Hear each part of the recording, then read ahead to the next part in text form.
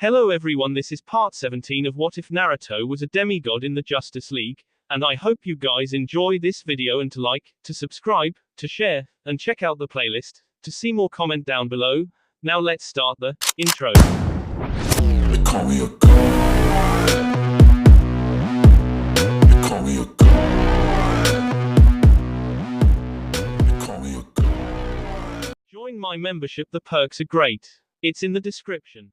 While Wonder Woman and Naruto had been traveling and seeing the wonders of the universe and romancing each other, many other people did not have it as good as them. For example, the previous year had been a nightmare for Batman. The Justice League disbanded shortly after Wonder Woman left the Earth. That is not to say that it was her act of killing Maxwell Lord IV that had caused the disbandment of the League. It was one of the factors, indeed, but the main reason was that everyone learnt about the AI, brother, that Batman had created. Most of the members of the Justice League did not take it well that someone who was supposed to be their teammate and leader had created an AI of such complexity just so he could spy on them. Having lost trust in two of their main leaders, Batman and Wonder Woman, the Justice League disbanded within 1 month from the fateful incident. With the Justice League no longer around, the crime rate skyrocketed over the past year. Without a brain to coordinate everyone and without the Watchtower's means of transportation, teleporters and spaceships, solo heroes could not deal with crime as well as before. They could only go back to protecting their home turf. As for regular policemen, they were out of their weight class when it came to dealing with metahumans. Currently, Batman was in his Batcave, studying recent data on the socio-political situation of the world. Apart from the graphs displaying the spike in crimes committed by ordinary humans and metahumans alike, information on the armed conflicts around the globe was also displayed on the large screen of his supercomputer. In the USA, it had taken the intervention of the army to quell the violent and armed rioters. But the social unrest was far from gone. A separatist movement was born as a result of the army's actions against civilians, and many states, not only the southern half of the country but from the west coast and Midwest as well, were trying to leave the rule of the White House by taking a legal approach now. A referendum was going to be held within the next 2 months. Going by how things looked like, it seemed that the president would rule only over New England and the Mid-Atlantic. Most of the other states wanted to have nothing to do with the White House anymore. The situation was even more tragic in the rest of the world. The United Nations had isolated the most populous country in the world both diplomatically and economically. The UN was threatening to invade China with their armies for the massacres committed by the so-called Liberation Army against the common civilians. The UN was pushing for abolishing the current regime, for the sake of the 1.5 billion people suffering because of it. However, the Communist Party was not intimidated in the least.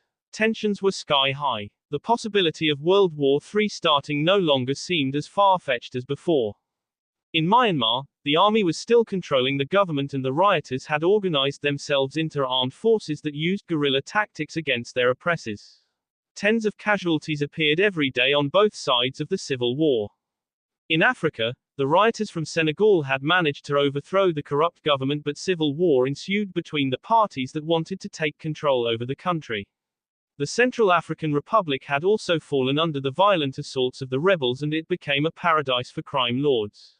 Mozambique had fallen prey to the assault of rebel forces as well, and Somalia was now being plagued by increasingly bold acts of piracy. Civil wars, riots, crime, it was chaos everywhere. However, Batman could do nothing about it. He was but a normal man. A wealthy and very intelligent person, but still a regular man nonetheless. He could not do anything significant by himself. He took off his mask and rubbed his face in frustration. With a sigh, he operated the computer to stream the funeral of the Man of Steel.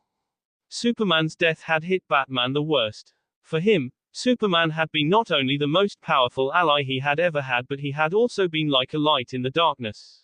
Superman had shown him that justice did not always need to come from the shadows, that justice could come from the light as well.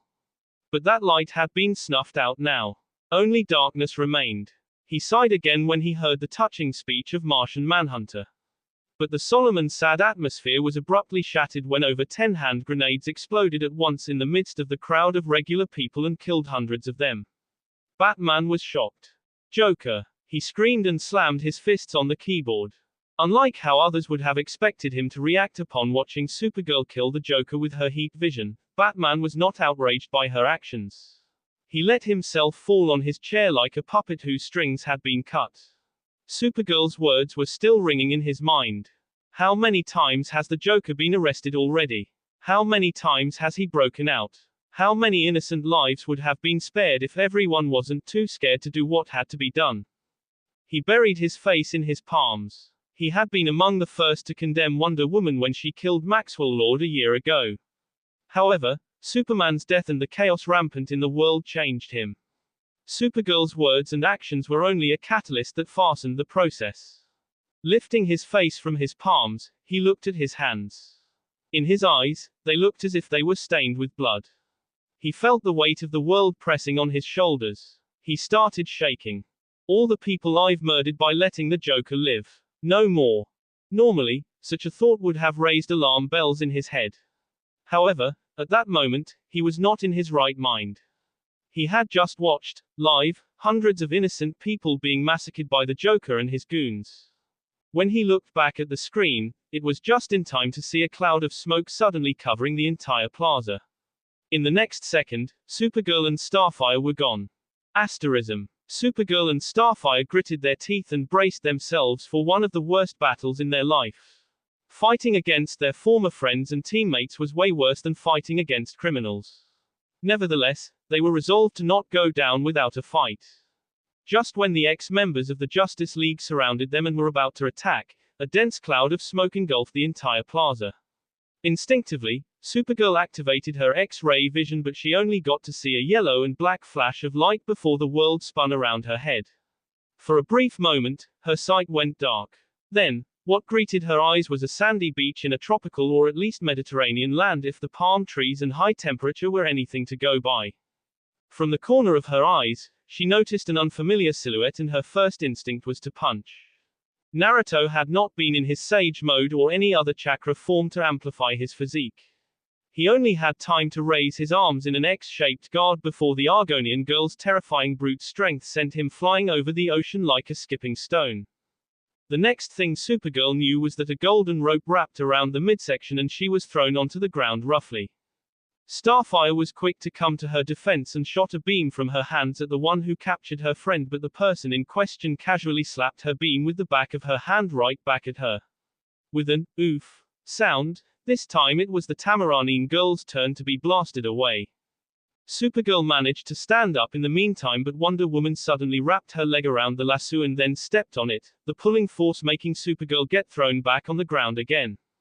Enough. Diana snapped at Supergirl, and the blonde finally took the time to properly look at the woman in front of her. Long, silvery white hair, a tall and athletic body, dressed in a short and sleeveless white dress and wearing braces, a golden tiara, golden pauldrons, golden greaves, and a sword and a round golden shield on her back. Her hair color may have been different, but everything else left no doubt as to who she was. Wonder Woman! Supergirl exclaimed in surprise. Just then, Naruto also came back to the shore. He was soaking wet and he was sulking. I went ahead and saved her ass, and there she goes, fucking blasting me across the ocean, he grumbled and threw a scathing look at his lover who had a shit-eating grin on her face. The princess was not even trying to hide her amusement. Not a second later, a yell of, "Mr. Naruto!" reached his ears and a human missile slammed into him. The young woman from Tamaran took in him a big bear hug. Naruto let Starfire hug him with a helpless look on his face. This girl was too honest and too affectionate for her own good. He could not bring himself to dislike her. He even patted her back gently a few times. Seeing Supergirl finally coming out of her fight or flight state, Wonder Woman untied her. "I'm sorry, I didn't look around properly, I attacked first. I thought you were one of the heroes that came to the funeral." Supergirl apologized. "Understandable, don't worry," he waved off her apology. "You came to the funeral as well," the blonde girl said. It was more like a statement rather than a question. Yes, Diana wanted to pay her respects. His words made her go wide-eyed. "I thought you hated Superman," she asked. "I never hated him," Wonder Woman said. "We only fought because Maxwell Lord was mind-controlling him. We may have not been on good terms with each other when I left, but I never wished for his death." Superman was one of the first and few men that I respected. You know, she's the one who insisted that we saved you, Naruto said. Thank you, Supergirl said. But then she looked down, her expression downcast. Fresh tears started falling from her eyes as she was reminded again that her adopted brother was now dead. Starfire quickly came to her side and took her in a comforting embrace. It took a while for the girl to get her emotions under control. When she finally pulled herself away from the taller girl's arms, she heard Wonder Woman speak to her. I've talked it over with Naruto. You could come with us if you wanted. You too, Starfire, both of you. The two girls were startled by her unexpected offer. After what you did, they will treat you the same way as they treated me, Diana said calmly. More than a year had passed since that time and she had gotten over her bitterness long ago. But Supergirl's situation was so similar to hers. She saw her as a kindred soul. She wanted to help her. We will teach you how to survive in the world outside. We will even give you a spaceship and teach you everything about interstellar travel. When I was in your place, I was lost. I thought all my friends hated me and that I was all alone in the world. But we never hated you. We came to your apartment in New York later that day to tell you that we never thought anything less of you, but we couldn't find you. Starfire said empathically. I didn't know that, thank you. But that's all the more reason for me to help you. Back then, I don't know what I would have done without Naruto. I want to be for you too what Naruto had been for me. Diana said kindly. Supergirl was so moved by her words that she almost started crying again. But then, a stubborn expression appeared on her face. Thank you, but I can't leave. Ma and Pa are still here. I can't leave them, especially not now after Clark passed away. I can't leave my friends either. Earth is my home. As she spoke, her eyes started to glow, and it was not because of her heat vision. It was as if a fire was lit inside of her. Superman gave his life to protect the people of Metropolis. I won't tarnish his legacy by running away. I will take on his responsibilities. I will take his mantle. Now, it is my turn to become the symbol of hope. I will use my strength to protect everyone. And I will do everything to keep them safe. What she meant was clear to everyone present there. She would not stop even from killing if that was what it took to stop someone from harming innocents. Clark's fear of hurting his enemies is what had gotten him killed. I will not make the same mistake, she thought grimly. Hearing how decisive and convinced she sounded, Wonder Woman sighed, but she did not insist. She and Naruto had saved Supergirl and they offered to help her in the future as well by taking her under their wings. But that was all they could do. They could not take her away by force, nor did they want to. It was up to Supergirl and she had stated her choice clearly. You don't need to stay with me. There will be danger everywhere and we will most likely have to fight against many of our friends, Supergirl began to say to Starfire, but the redhead cut her off. Don't you dare to continue that sentence. I promised you, didn't I? We'll be together forever, Starfire said and planted a loving kiss on Supergirl's lips. The blonde flushed a little at being kissed in front of two other people, but she did not pull away. Instead, she wrapped her arms around her neck and pulled her deeper into the kiss. Going by Supergirl's reaction, it looked like the kiss initiated by Starfire had not been just a spontaneous act on her part. The two girls were in a relationship. Asterism. Penny for your thoughts, Naruto asked Diana after he teleported the two of them to their ship and started flying through the solar system aimlessly, like one would go on a car ride just for the sake of it, without a destination in mind. Supergirl and Starfire, they have a difficult time ahead of them. However, if what I sensed from Supergirl is correct, I wouldn't be surprised if in 3 to 4 years Earth will be no different than how it was in the dimension of the Justice Lords. Is that such a bad thing? Naruto asked. I admit that with Darkseid's impending invasion in the future, it would be much better if Earth was united under one central power, but I don't know about after that, in times of peace. Totalitarian regimes may work on some races and planets in the universe at large, but they never worked well on Earth. Our history is proof of that. Are you going to stop Supergirl? Diana shook her head. I have washed my hands off the Earth when they all prosecuted me for doing what had to be done. Supergirl has her own reasons for continuing the fight, but I don't. With my mother and my Amazon sister's departure a year ago, there is nothing left for me on this planet. I won't participate in whatever happens there. The chaos and conflicts from Earth did not disturb Naruto and Diana's regular daily life. While revolutions, civil wars, and armed conflicts wrecked many countries on the blue planet, the two of them were peacefully cooking together in the kitchen of their spaceship. A kitchen knife cut at a remarkable speed several cucumbers with slices as precise as from a machine, not a human. He was not an actual chef, but his skill with a knife, dagger, kunai was unmatched. Next to him, Diana was washing a bunch of parsley and some tomatoes. There were also some purple alien vegetables that looked rather strange for someone who was raised on Earth, but they had a taste similar to the leaves of ramsons, also known as wild garlic. When she was done with that, she started peeling off onions and slicing them up before throwing them into a large bowl. Next, she cut a pack of feta cheese into small cubes. The couple was preparing the dinner together, a light and healthy tossed salad. "Pass me the olive oil, please," she said. "Payment first, goods later," Naruto said with a grin.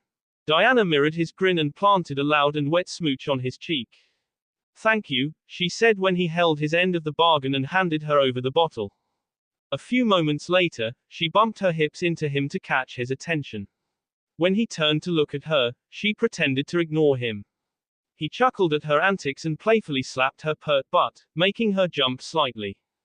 Despite that they had been living together for over a year, they were still like this. They could not help but flirt with each other all day long, even when they were cooking. "We're not finished cooking yet, princess," he said with a smirk when she came behind him and wrapped her arms around his waist. She pressed her breasts against his back and rested her chin on his shoulder, her face right next to his. "Are you sure it can't wait?" she whispered, and her teeth sunk gently into the lobe of his ear. "Don't get me started or I'll take you on the kitchen table," he growled. "Don't threaten me with a good time," she said saucily and began to kiss and suck on his nape. But she did not take it any further. She stopped teasing him and just rested her chin on his shoulder and embraced him from behind while watching him cut the rest of the tomatoes. Both of them were big cuddlers. Asterism. An overjoyed Wonder Woman pointing with her finger at some flying cars above her head like a child would. Naruto and Diana having an all-out contest while playing bowling. Diana trying out risque lingerie with lace, thigh-high stockings and black high heels and posing in front of him in a provocative fashion. Naruto showing a grumpy face and Diana laughing out loud at the smudge of ice cream on his nose. Diana's lips sucking the ice cream off his nose and him wincing when she playfully bit him too. A great view of Diana's at the beach with a white blazer, a red biking swimsuit and a wide straw hat on her head as her long and silky white hair fluttered in the breeze of the sea. Naruto and Diana visiting a subaquatic city inhabited by blue-skinned mermaid-like beings. Naruto drawing whiskers on Diana's cheeks with a permanent marker while she was sleeping so they would have matching whiskers. A proud Diana just having managed to learn her first henge technique and transforming into a hunchback old woman. Naruto and Diana making a V sign with their fingers and smirking in front of the galleon-class spaceship of slave traders that they had captured during the first bounty that they completed together. Naruto showing off a 3-ton heavy monstrosity resembling a prehistoric fish that he had caught and Diana pouting as she held only a barely 2-pound catfish, and many more photos and videos. "When did you capture all these?" she asked in awe. From their first date on Genesis Stadium until now, over a year later, Naruto had often secretly recorded memorable moments from their time spent together. There were hundreds of photos and videos, most of them showing off Wonder Woman in all sorts of situations. Even a stranger could tell how deep his feelings for her were. The two lovers spent the following few hours browsing through the collection of photos and videos that he had recorded, laughing, joking, and stealing kisses from each other as they recalled various moments from their adventures, dates, and honeymoon, though they had yet to officially get married.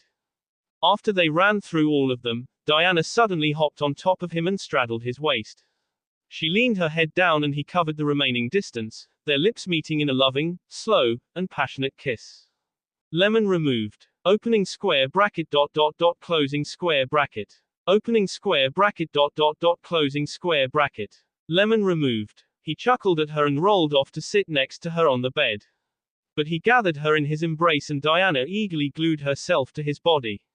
She laid her head on his chest, draped an arm across his waist and intertwined one of her long and smooth legs with his manly, muscular ones. You saved me just as much as I saved you, Dai.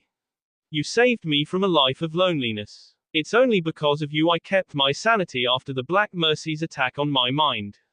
I love you. It was strange that after everything they had done together, a few words from him could still bring butterflies in her tummy. Diana smiled giddily, her face glowing with happiness. She pecked him on the cheek before laying her head back on his chest and rubbing her face against it like a cat. It made him laugh lightly and he patted her on the head gently, taking delight in how she reveled in his attention like a spoiled little child. The difference between the warrior goddess that had made a name for herself in several galaxies in less than a year and the crybaby and spoiled little princess in his arms made him almost squeal at the gap. She was too adorable. It was a side of her that only he got to see. She was his lovely princess, his goddess. An almost invisible humanoid silhouette walked on the ceiling, upside down, as if it was on the ground and easily avoided all the moving laser beams trying to detect any would-be intruders. However, regardless of said person's efforts to remain undetected, loud alarms started blaring throughout the entire base. Damn it, Diana, you triggered the alarms way too early. I haven't gotten to the console yet. Now the blast doors were shut down and the vault is crawling with robots. Naruto yelled irritated into his earpiece. I'm sorry, Naruto, I tried to be sneaky but I'm dummy thick and the clap of Maya's cheeks alerted the security. Wonder Woman said from the other end of the line. What met her reply was complete silence. She could not rein in herself and burst into full-blown laughter. Who taught you to talk like that? Naruto asked in disbelief. Ha. I wish I could see your face. Diana said while giggling uncontrollably. I found your meme collection a few days ago. I'm so annoyed I can't see your face now. Ha. Naruto blew out a sigh and chuckled too in spite of himself. You got me good, I admit. But the thing is that at this rate we're going to fail the mission. On a serious note, it's not my fault, she said and he could practically hear the pout through her voice. There are heat detectors somewhere close to the main panel. I had no way of knowing that. If anything, it's your device's fault. When is the last time you upgraded your tools? This stuff of yours is so outdated. We had an issue with it 2 months ago too when it didn't detect a hidden infrared camera. Naruto wisely decided to not comment on that. The truth was, as she said, that he had not upgraded his gear in a few years. Technology advanced at a breakneck speed. In 4 or 5 years more, his gear would become completely obsolete. The two of them were currently in the Antares system, the Milky Way galaxy. Their mission was to steal the blueprint of a new type of robot created by Dorians, a race native to the planet Dor from the Antares system. The plan had been for Naruto to infiltrate the control room undetected and only then for Diana to trigger the alarms on purpose and cause a ruckus to attract the attention of the research facility's crew and robots. While everyone would be focused on dealing with her, he would secretly insert the hacking tool and steal the entire data. However, now that the alarms were triggered before he could get into the control room, he would no longer be able to extract that data. Naruto himself was not a hacker, he was not smart enough for that. All the data extraction, theft missions he had ever completed had been done through the use of his hacking tool, a device that could copy all the files in a database as long as there were no protocols triggered to prevent that. Don't worry, I'll grab one of these guys and force him to give us the blueprint. Or else. I swear I'm a bad influence on you. What happened to the self-righteous and heroic princess I met on Earth almost 3 years ago? He said teasingly. Oh shut it. A few minutes later, Wonder Woman arrived at the location of the control room carrying a being tied up with her golden lasso. It was a tall and very thin person, almost like a stick. It had a humanoid appearance, with 2 legs, 2 hands, and a head, but its appearance was otherwise very different from humans with its gray skin, very skinny build, and red eyes, sclera, iris, and pupils, all. Get us inside the control room, she ordered and her lasso glowed. The tied-up Dorian went to the panel obediently and after inserting a code, the alarms were stopped and the laser beams from before were turned off too. The blast door protecting the control room was raised up and the 3 of them entered it unhindered. There were 4 other Dorians inside but with a flash of yellow and black light, Naruto easily knocked them unconscious with a well-aimed and strong punch to the liver. Naruto and Diana were always very careful to not use lethal force in missions that did not require them to do so, like assassination or escort, rescue missions where their targets were scumbags. In this case, the ones working in this facility were just regular people doing their jobs. From a moral standpoint, the two of them were the bad guys, performing industrial espionage. The mind-controlled Dorian proceeded to upload the files with the prototype robot's blueprint on Naruto's device, and after that, at Wonder Woman's command, he also erased all traces of their presence there, video records and such. However, to prevent the personnel working there from suffering the consequence of the deeds, their inability to protect the blueprint, Naruto made a few hand seals and then slammed his palm on a wall. Numerous kanji spread over the wall from his palm, and after a few seconds, the image of a fierce nine-tailed red fox was painted on the wall. Any corporation worth its salt would recognize the culprit right away. After a century of operating as an intergalactic mercenary, almost all major economic, political, or religious, or military organizations knew who Caterpillar was. The image of the nine-tailed fox was the calling card that he and Kurama had coined up many decades ago. I think we should change our calling card, shouldn't we? Naruto mused. True, Kurama is golden and has 10 tails now. Diana agreed. Well, I was thinking more about making one for the two of us. Kurama is not going to wander the universe like a vagabond with me anymore, and it's been 2 years already since you and I started doing bounties together. Speaking of Kurama, I kinda miss him, Diana said, and Naruto more than mirrored her feelings. They shared a knowing smile at the memory of the prideful, arrogant, and gluttonous fox. Let's go visit him. After we turn in this blueprint to our employer, we'll make a stop to OA to take our spear from the Guardians, and then we'll go to the Vega system. Kurama told us to give him 1 to 2 years to make order in the system before visiting him. It's been 2 years since then. Around 3 years ago, Naruto saved a depowered Superman from the preserver's cage and rescued a comatose Supergirl from her coffin of ice on the dead planet Argo. 2 years ago, Diana left the Earth with Naruto after killing Maxwell Lord. A year ago, Superman died in battle against Doomsday, and Supergirl killed the Joker with her heat vision after the massacre he had committed. So many things happened ever since I met Naruto. Diana thought. She had never imagined that she was anything but a normal Amazon, made of clay. Not even in her wildest dreams had she thought that she would one day invade Tartarus and kill Hera and Typhon. Never had she thought that she would one day love a man as much as she loved Naruto, or that she would leave the Earth behind her and wander the universe alongside him. Asterism. Back in their spaceship, still thinking about the past 3 years, Diana pressed a kiss on the top of Naruto's head while he sat on the pilot's seat. Don't think a simple kiss will absolve you of your screw-up, he said grumpily. Her melancholy forgotten, she glared at him. My screw-up. Excuse me, it's your ancient detector that got us in trouble. Excuses, excuses. You must have lost your edge from all those escort missions you've been doing as of late.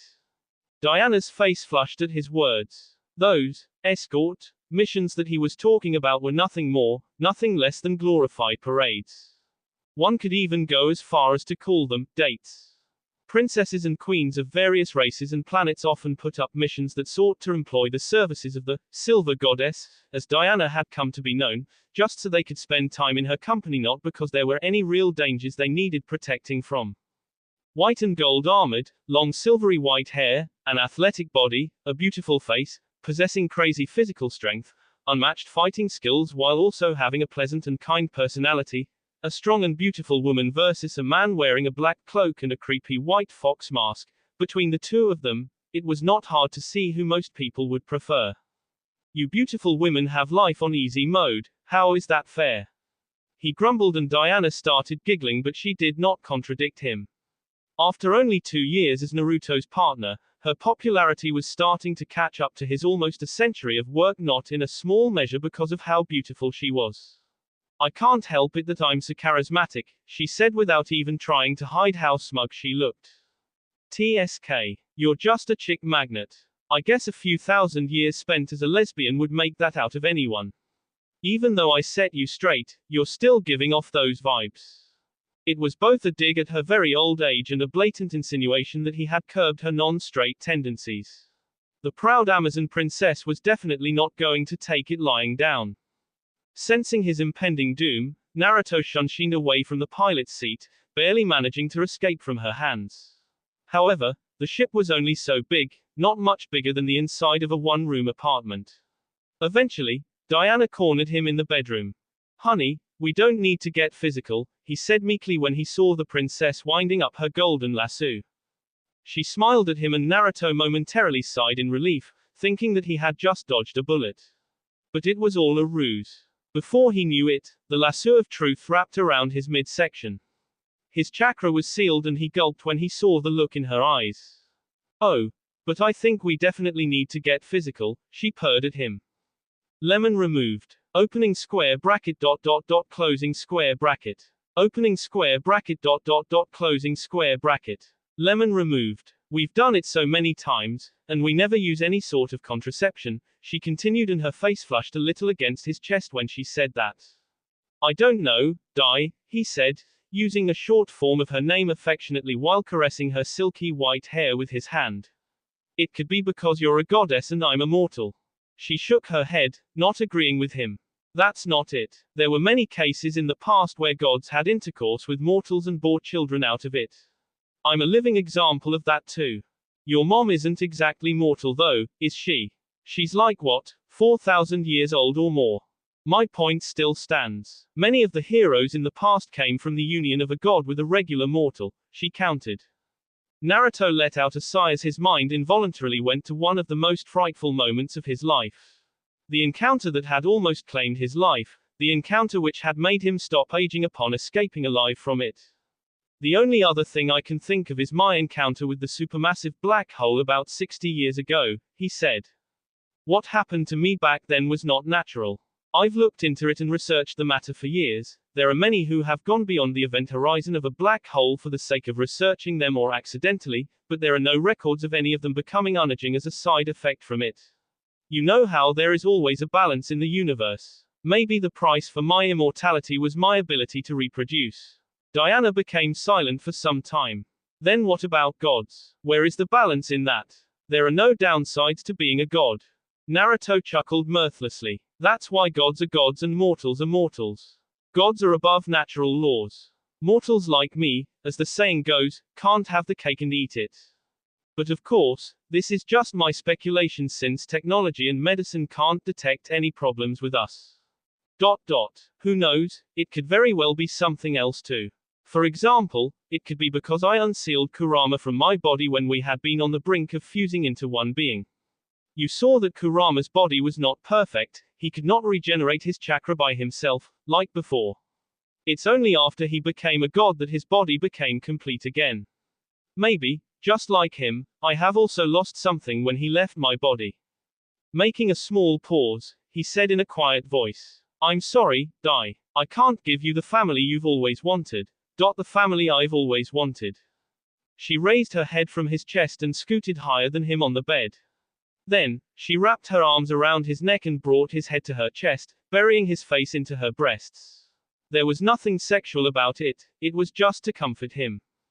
"Don't worry, baby," she said and planted a tender kiss on the top of his head. "We'll find a solution to this problem one day. Time is not something that we lack." He nodded, not trusting his voice to speak then. He just sighed in comfort at the softness of her bosom and the gentle caress of her fingers. "Even if we never have children, I'm more than happy to spend my life just with you," she said as she continued to stroke the back of his head and play with his reddish blonde locks of hair. "Besides, we could always adopt a child or two if we wanted, no?" Despite her encouraging and comforting words, his heart was not settled. He had never forgotten about his adorable and mischievous daughter, his little Thea, from the 10-year-long dream of the Black Mercy. The thought of never having the chance to see his sweet little bundle of energy again pained him more than words could tell.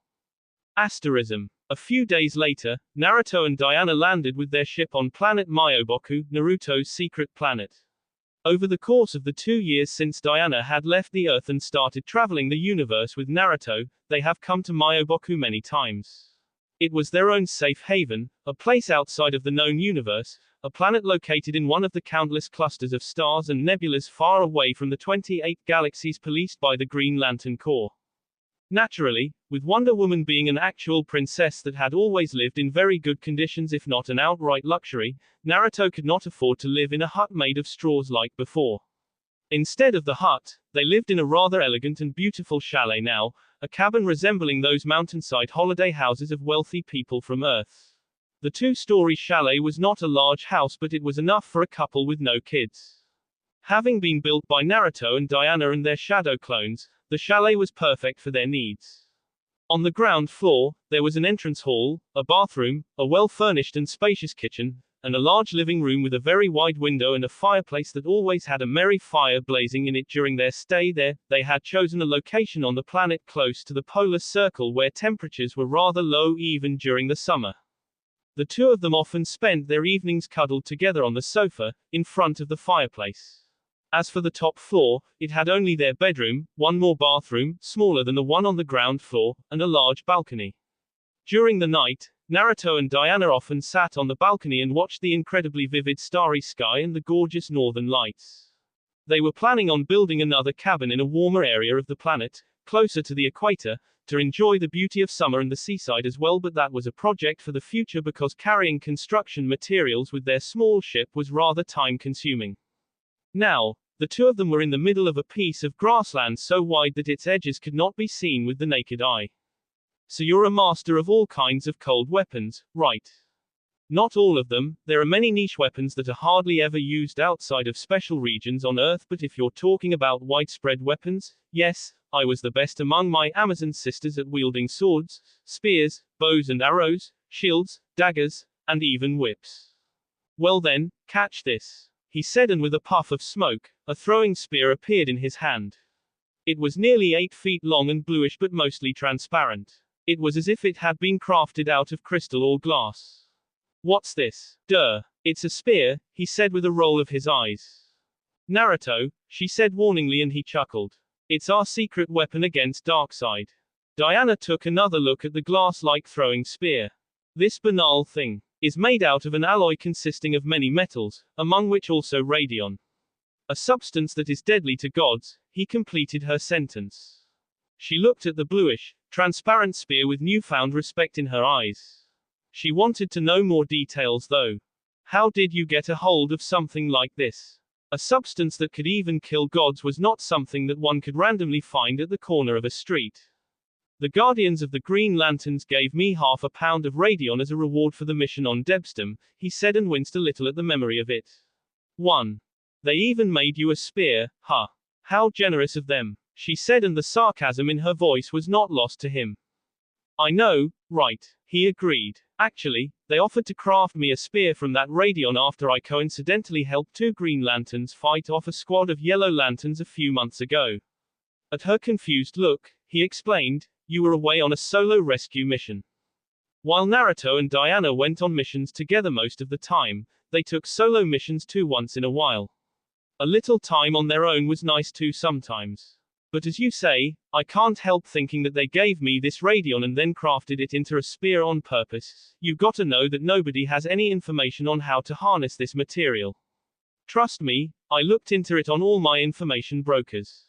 Yet the Guardians conveniently had so much of it and offered it to me as a reward for the bounty. He said. So they're all but telling you to kill Darkseid for them, Diana said, not pleased with how the Guardians were trying to make use of them. Naruto shrugged his shoulders uncaringly. Not like anyone can force me to do something I don't want to. Besides, having this spear doesn't mean much. From the Justice League's fights against Darkseid, we know that his reflexes and speed are fast enough to even dodge and react to the Flash, and he's supposedly able to go at the speed of light.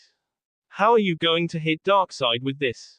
Close quarter combat is always a choice. Diana offered, but then she changed her mind. But it's impossible for him to not recognize at a glance the one thing that can truly kill him in this universe. Once he sees it, he won't engage in a head-on fight and just fire his Omega beams from behind the protection of his parademons. My thoughts exactly, he agreed. I guess our only way is for one of us to trap him and hold him still while the other one uses the spear, she said. Easier said than done. You saw how much magic resistance Hades had. Darkseid is bound to be even stronger. But you'll have your enhanced 6-path Sage mode on Earth. Even if it's poisonous, you shouldn't be in any fatal danger as long as you don't use it for too long, right? They discussed their options a while longer before Naruto took back the Radion spear from her hands and sealed it in a scroll. Then, he gave her about 40 other javelins that had the exact same shape, weight, and elasticity as the glass-like Radion spear. As we decided, I'll be the one to trap Darkseid, hopefully with the help of the other metahumans on Earth. Your one goal is to hit him with the spear. So now we gotta practice. He put some distance between the two of them and a cloak of yellow-red chakra appeared around him. I'll use my 6 paths sage mode, my body flicker movement and even my Haration too. Try to hit me. Wonder Woman did not feel like he was underestimating her skill with the spear by testing her like that. She understood the importance of getting familiar with a type of weapon in order to wield it to its fullest potential. Furthermore, they only had one try at hitting Darkseid with the Radion spear. There were no second chances because the Radion spear was designed to shatter after hitting its target. For the next 4 hours, the Amazon princess used her entire skill and godly strength, and she even imbued wind or lightning nature chakra into the javelins, throwing them with such strength that each spear left shocking sonic booms in their wake. However, she had never come close to hitting him, he was too fast. A large city that spread over 20,000 square miles could be seen even from space. It had a rough, circular shape and the streets and avenues had been designed in a spiderweb pattern. 4 enormous towers stood at the edge of the city like faithful guardians. They were space terminals, a sort of airport but for spaceships. Tens of thousands of spaceships could be seen landing or departing from those 4 terminals on a daily basis. The most peculiar thing about this city besides its enormous size was the fact that there were not any buildings with more than 9 floors, and that was probably also why the city had extended on a horizontal scale that much. Furthermore, a lot of green could be seen as trees and parks were everywhere. Nonetheless, transportation from one side of the city to the other was not an issue due to the numerous flying buses and cars. Great Naruto City. Welcome. He named the capital city after you. A white-haired woman said in surprise and laughed when she saw the large hologram in the sky, at the entrance of the city. He must have done it as a joke, a reddish blonde-haired man laughed. In my first serious mission as a shinobi when I was a kid, we saved an island country from a local mob boss. The locals named the bridge they had built to connect to the mainland after me, the Great Naruto Bridge. The man and the woman were none other than Naruto and Diana. However, they were wearing civilian clothes rather than their combat suit or armor. They had no masks and no weapons visible on them either. They had come to planet Kana, in the Vegas system, as tourists, to visit an old friend, not to fight. All of a sudden, a chorus of gasps came from the other passengers in the flying bus.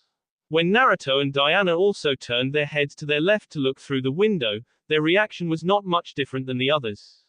In the middle of the city, a grand and imposing castle-like building dwarfed everything in its surroundings. It was a temple of massive proportions. Its height alone was over 600 feet. Compared to the rest of the city's buildings which had, at most, only 9 floors, the temple appeared like a behemoth. In the wide plaza in front of the temple, an almost lifelike statue had been erected. It was over 100 feet tall and it depicted 2 beings, both equally tall, a fearsome 10-tailed demonic fox, and a young man with spiky hair, slit eyes, and whisker-like marks on his cheeks. Tens of thousands of people belonging to dozens of different races from the Vegas system, and not only, were spread all over the large plaza, snapping pictures and shooting videos. However, there was a certain sense of order despite that they were complete strangers. Nobody was pushing or shoving others, no thieves were trying to pickpocket other people, and nobody was shouting or behaving inappropriately. A feeling of reverence and a sort of holy fear and respect could be sensed from everyone. Are these pilgrims? Diana was the first to realize. In front of the large and lifelike statue, there were long pathways divided by golden ropes where thousands of people stood orderly in queues, waiting for their turn to arrive at the very wide brazier burning in front of the majestic statue with a magical golden fire. Those at the head of their lines were throwing pieces of paper with small, personal prayers written on them, into the golden fire on the brazier before putting their hands in prayer and closing their eyes for a few moments. Then, after bowing deeply at the statue, they would leave, letting others get their turn to pray at the statue too. The guide belonging to the tourist agency that had organized the trip, a human-like being with copper skin and yellow hair, started to inform the passengers of the flying bus about the city and various other things. With a population of over 50 million, Great Naruto City was built only 2 years ago at the orders of our Lord and Savior, the ten-tailed fox god, Kurama, in honor of his lifelong friend and brother, Uzumaki Naruto. It's the capital city of planet Kana, and it became the capital city of the entire Vegas system as well after Lord Kurama annihilated the Scion monarchy and the Citadel Empire. This planet used to be the base of the Gordanian Empire, but they had been wise enough to run away for their lives just before our gods returned to the Vegas system. The copper-skinned man was almost fanatic in his speech about Kurama. He ended up describing the feats of his god rather than giving his clients more information about the city. After they got down from the flying bus, Naruto and Diana followed the group to the enormous statue depicting him and Kurama. On the pedestal of the statue, there were 2 lines written in gold letters. Kurama, god of destruction, truth, and justice, left. Uzumaki Naruto, best friend and brother of god Kurama, right. However, now that they were right in front of the statue, the group with which Naruto had arrived in the city abruptly turned their heads at him. Wide-eyed, the guide was the first to throw himself to the ground, on his knees. Lord Uzumaki, he shouted in both fear and excitement. There goes our peaceful trip. Naruto muttered under his breath. In a matter of seconds, hundreds and then thousands of people proceeded to throw themselves on their knees and start shouting his name once they realized that the man in their midst was none other than the person in whose honor the statue, the entire city, had been built. What the hell? He whispered, freaked out by their over-the-top behavior. Even as he said those words, a strange sensation washed over him. Hot and cold chills traveled down his spine and his skin started tingling. A reinvigorating feeling coursed through his veins. He began to feel so powerful in his regular body that he momentarily thought that he had entered his sage mode by mistake. It's the power of faith, Diana said, startled. As she was a goddess, she could sense clearly the psychic energy that was coming from the thousands of people in the plaza and converging on his body. All of a sudden, a human-sized missile burst through the enormous and intricately ornated gates of the temple and slammed into Naruto. With his reflexes, he could have easily dodged it, but he did not. That's because the one that had burst through the gates of the temple and crashed into him was a human-sized golden fox with 10 tails. Naruto. The Bijuu's deep voice was trembling with emotion as he tackled him into a bear hug. His tails also grabbed Diana and pulled her into the hug as well. If the power of faith had been gathering on Naruto like a small mountain creek before, this time, it was like an ocean. But he could not bring himself to care about that in the present. He was also hugging Kurama for all he was worth. His red eyes became misty in happiness at finally seeing his best friend again. They had been apart for only 2 years, but for them who had been together for more than a century, those 2 years felt much longer. Asterism. The inside of the Grand Temple was as luxurious as one would imagine by looking at its external appearance. Extremely spacious halls with very high ceilings supported by enormous but exquisitely carved golden pillars, red carpets on the white marble floors and walls painted with various scenes from God Kurama's feats in battle. Every here and there were lifelike statues of various persons. Naruto saw the 9-tailed beasts and he even saw a statue of Hagoromo, the Sage of 6 Paths. To his and Diana's hidden surprise, there were also statues of Diana. They both knew that Kurama liked Diana, but Diana herself had not been aware of how deep ran the fox's affection for her. It looked like the fox god had truly come to see her as a family too, because there were only statues of people that Kurama considered his family, his creator, Rikudo Sennin, his siblings, the Beiyu, Naruto, his former Jinchuriki and brother in all but blood, and lastly, Diana too. As for Kurama, he could not quite control his happiness. He had reverted to his form as a tiny fox cub and was jumping from Naruto's shoulder to Diana's and talking excitedly about what he had done over the last 2 years. He was acting completely unbecoming of someone his stature. He was a god that ruled over a system with 23 inhabited planets, something that even the king of the Olympian gods had never been able to achieve. He was not supposed to lose his composure like that and make a fool of himself. But Kurama could not care less about such norms at that moment. I saw people lighting up their written prayers in the brazier's fire outside. How does that work? Is it just a scam or you're really getting everything they're saying?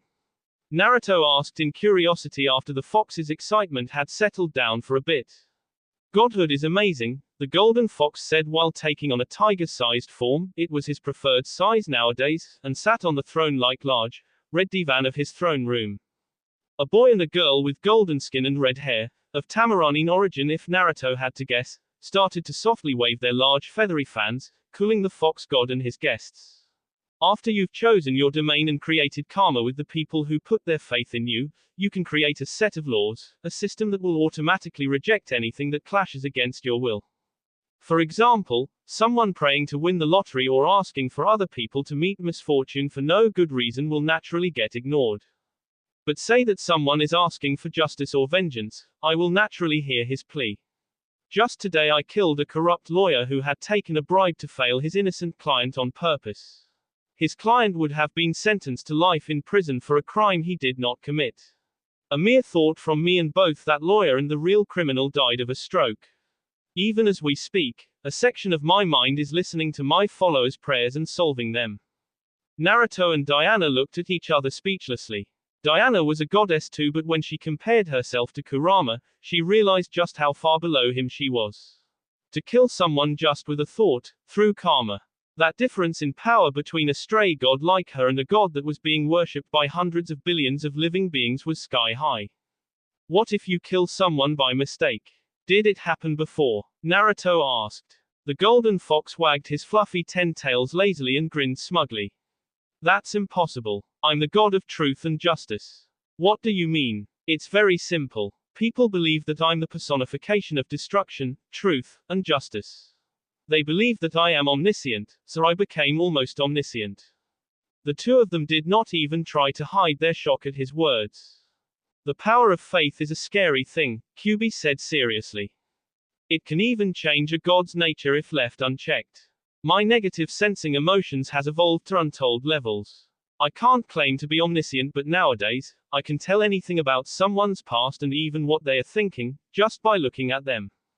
I can even peek into their future. For example, I know that you've been trying to make a child for nearly 2 years and have seen multiple medics, but none could find a solution.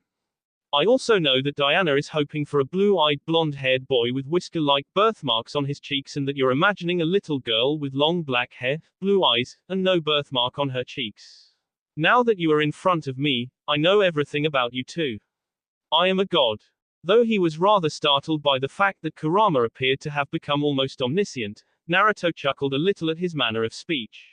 If there was one thing that had not changed at his dear friend, it was his pride.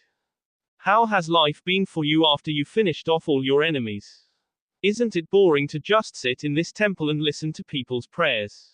Don't you miss going to bounties together with me?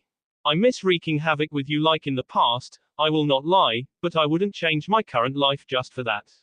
Countless living beings depend on me now.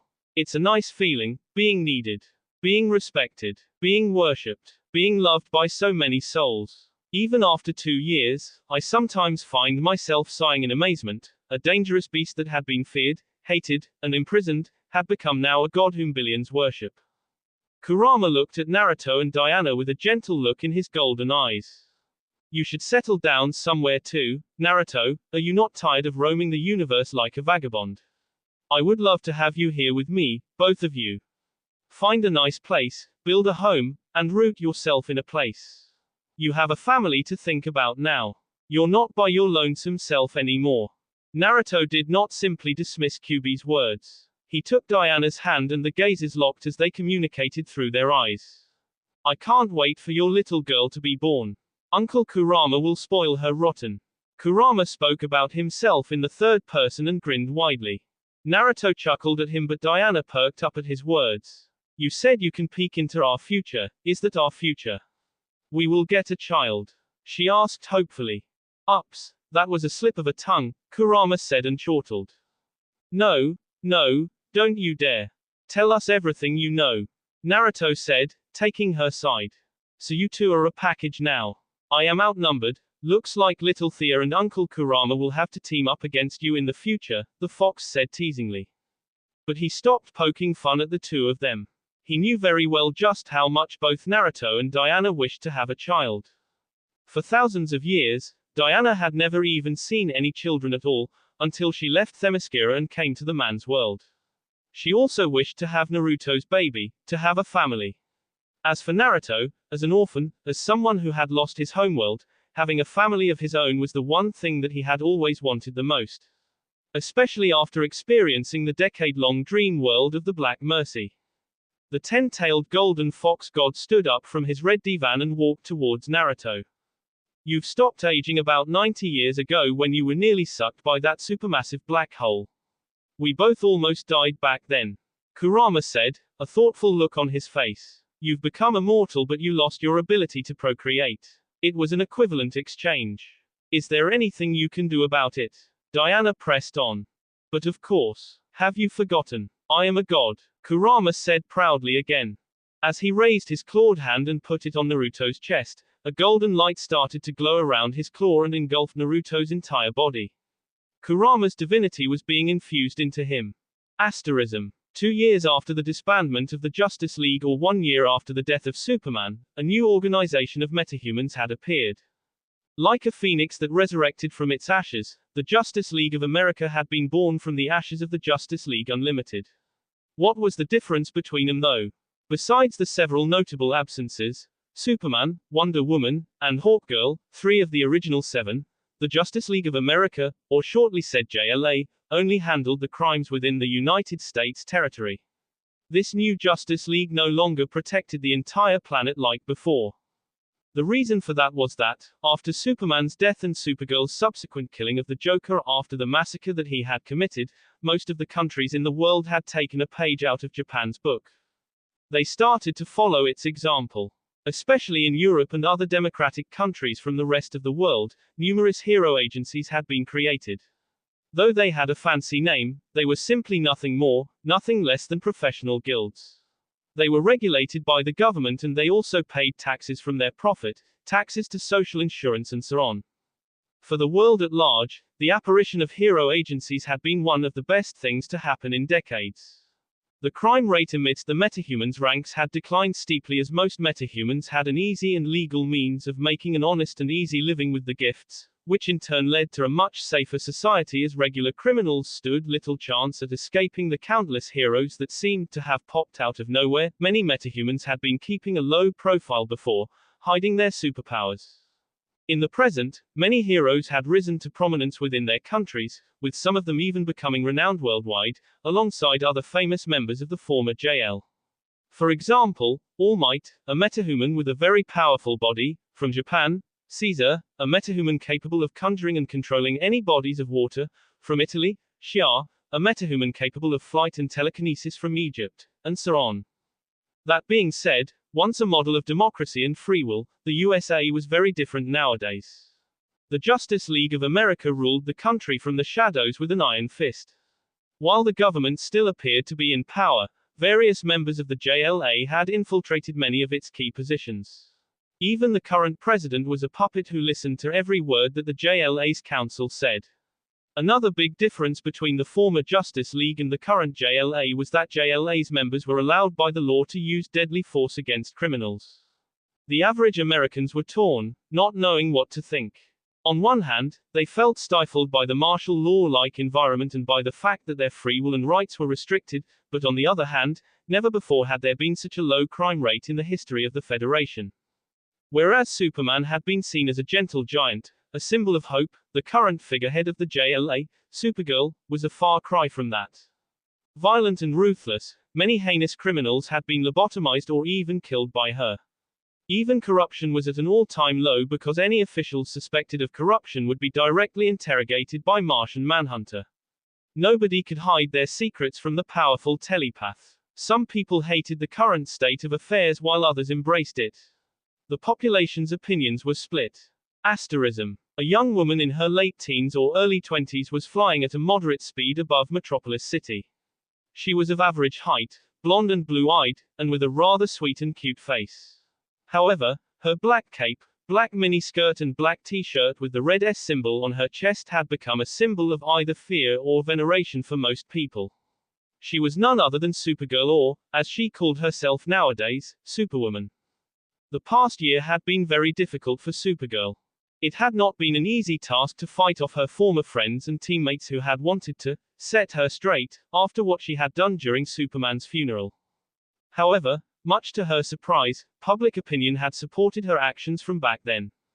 It had been to the extent that the Supreme Court of the United States had been forced to drop the trial that they had intended to put Supergirl through. Too many innocent people had been massacred by the Joker. It had been like a wake-up call for the population.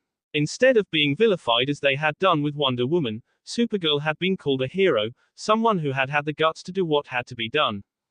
It took the Joker and his gang of criminals to violently murder over 100 innocents for the world to finally understand that some beings were too dangerous to be kept alive. That some humans did not deserve second chances. With public opinion on her side and with Batman's unexpected offer to support her with his wisdom and wealth, Supergirl had come into herself. Nowadays, Supergirl was no longer just the cute sidekick of Superman who played around and fought crime out of boredom, just to escape being stuck at a farm in Kansas. Nowadays, Supergirl had become Superwoman. A fierce defender of the innocents and a wrathful vigilante against criminals. She had become the leading figure of the Justice League of America, supported from the shadows by the Dark Knight of Gotham, Batman.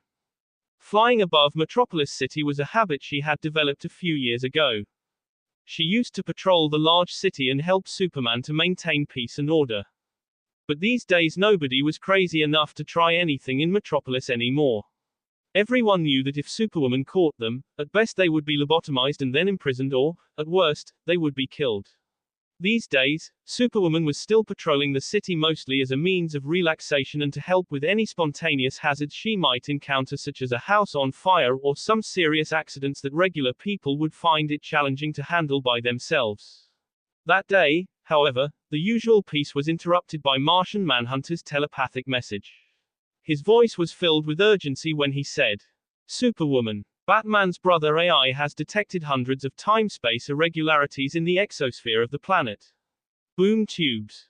No sooner than his telepathic message ended, a wormhole was ripped into the sky above Metropolis. A bone-chilling cry was heard over all the noise of the large city. Savage screams and bloodthirsty shrieks. The skies had turned gray as a swarm of winged demonic beings darkened the light of the day. Hundreds upon hundreds of parademons were flying from the enormous boom tube in an ending stream. A massive being radiating an aura of power walked slowly from behind them, stepping on air as if it was solid ground.